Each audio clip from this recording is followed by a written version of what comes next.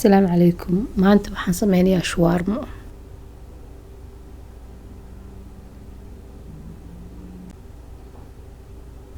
waxaan ku bilaabay 2 koob oo burka cad ah iyo bar burka madow ah.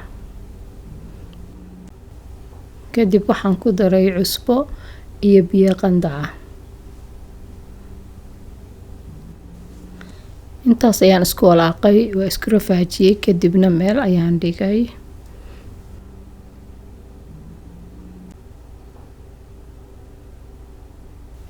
saliid ayaan dabka saaray yar iyo basal.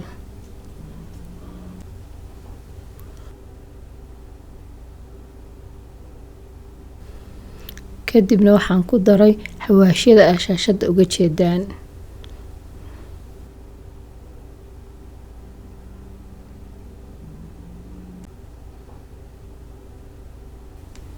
intaas ayaan isku walaaqay, kadibna waxaan ku daray chicken suqaar.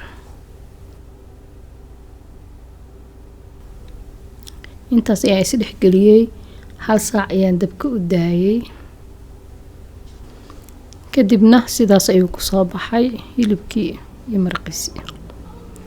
xabad basal ayaan ku daray hilibkii oo weel ku jira.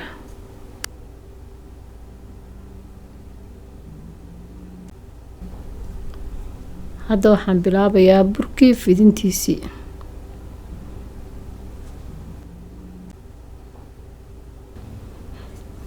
birtii ayaan saliid marsaday, kadibna burka ayaan waxaan saaray birta.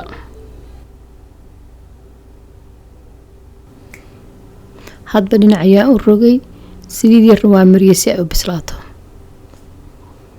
jiiska aan isticmaalayana waa mozzarella. xoogaa markuu birkii bislaaday, jiis yar ayaan korka uga daadiyay.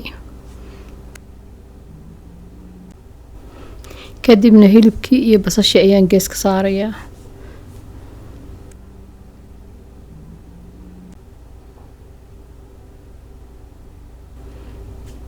kadibna waan laalaabay.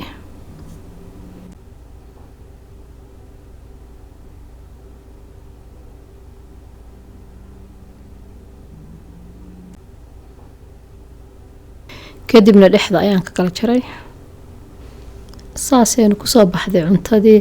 asxaabay like ii saara iyo subscribe. السلام عليكم.